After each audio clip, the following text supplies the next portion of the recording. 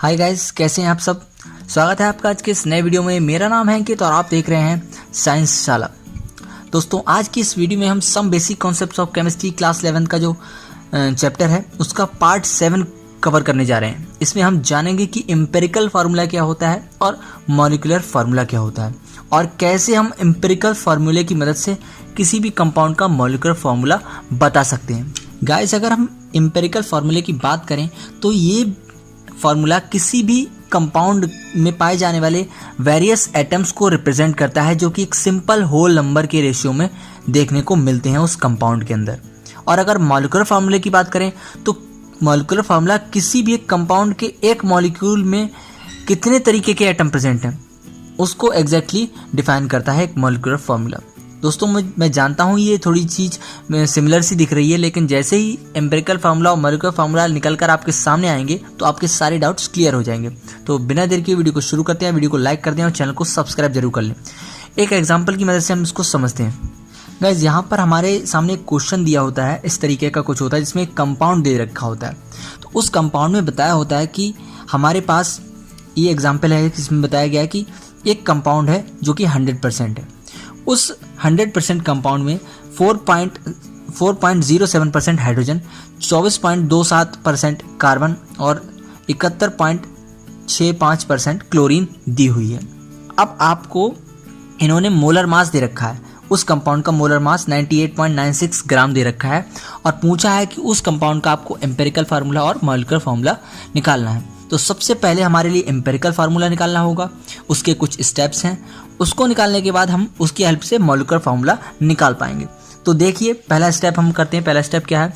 First step जो है वो ये है कि conversion of mass percentage into grams. तो जो ये मास परसेंटेज दे रखी है इसको हम ग्राम में कन्वर्ट करते हैं। तो हमने मान लिया कि हमारे पास 100 ग्राम कंपाउंड था, जो 100% था उसके लिए 100 ग्राम कंपाउंड मान लिया और हमने मान लिया कि 4.07 ग्राम हाइड्रोजन, 24.27 ग्राम कार्बन और 71.65 ग्राम क्लोरीन दी हुई है। ठीक है, तो हमने ग्राम में उसे मान लिया। सेकंड स्टेप है हमारा convert into number moles of each element. जितने भी हमारे 3 एलिमेंट दिए हुए हैं तो तीनों एलिमेंट के हम नंबर ऑफ मोल्स निकालेंगे। ठीक है, वो कैसे निकालते हैं? पीछे की वीडियो में मैंने आपको ये बता रखा है कि ये मोल्स कैसे फाइंड करते हैं, मोल कॉन्सेप्ट वाली वीडियो में। तो आई बटन पर क्लिक करके आप उसे देख सकते हैं। ठीक है, तो अब हम पहले किसके निकालेंगे? हाइड्रोजन के मोल निकालेंगे। तो moles of hydrogen is equals to कैसे निकालते हैं? हम सबसे पहले जितना ग्राम एलिमेंट दे रखा होता है वो लिख लेते हैं। तो 4.07 ग्राम क्या दे रखा है? हाइड्रोजन। ठीक है, अपॉन हाइड्रोजन का ये क्या लगा हमने? एटॉमिक मास, वो वैल्यू लगा दी है। इससे इसको डिवाइड कर देते तो क्या जाता है? Number of moles of hydrogen हमारे सामने निकल कर आ गए। ऐसे ही हमने कार्बन के भी निकाल लिए हैं। यहाँ पे कार्बन कितना था? 24.27 ग्राम था। ठीक है, और कार्बन का वो क्या है? ये एटॉमिक मास, वो हमने उसकी वैल्यू लगा दी। तो इसे डिवाइड करके क्या आ गया? Moles of carbon. इसी तरीके से मोल्स ऑफ क्लोरीन भी हमने निकाल लिए हैं। ये होता है हमारा सेकंड स्टेप। दोस्तों, अब चलते हैं अपने थर्ड स्टेप की तरफ। थर्ड स्टेप कहता है divide the mole value obtained above by the smallest number. तो जो हमने मोल वैल्यू अभी ड्राइव की है, निकाली है, 3 मोल वैल्यू निकाली, तो इसमें से जो सबसे छोटी मोल वैल्यू है उसके लिए उससे तीनों को अलग अलग डिवाइड करेंगे।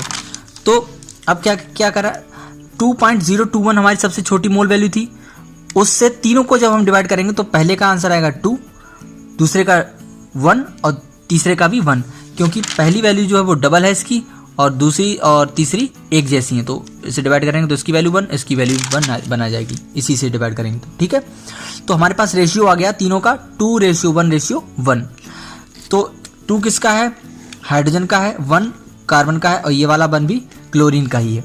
अब ये हो गया थर्ड स्टेप। फोर्थ स्टेप क्या कहता है कि राइट एम्पिरिकल फार्मूला। अब हम इन्हीं की मदद से एम्पिरिकल फार्मूला लिखेंगे।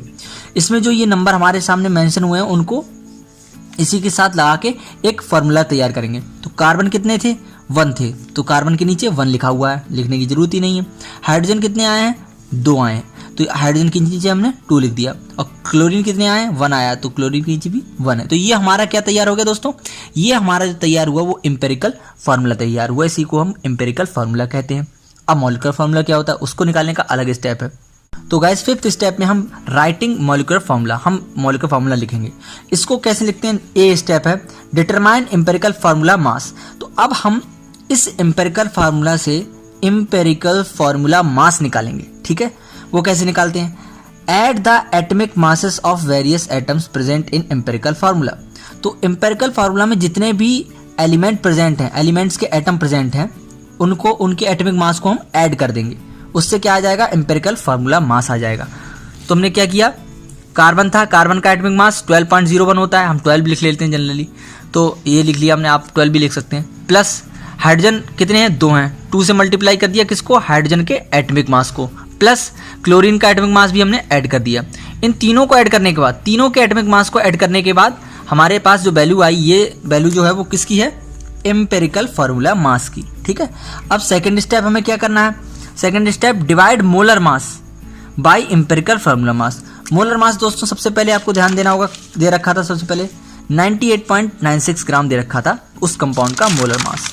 इस कंपाउंड का मोलर मास दे रखा है, कितना है, मोलर मास 98.96 ग्राम। इसको डिवाइड करना है किससे, हमने जो अभी एम्पिरिकल फार्मूला मास निकाला उससे हमने इसको डिवाइड कर दिया, हमारी वैल्यू आ गई 2, आंसर आ गया 2, ठीक है। ये जो 2 वैल्यू है ये स्मॉल n की वैल्यू होती है, ठीक है।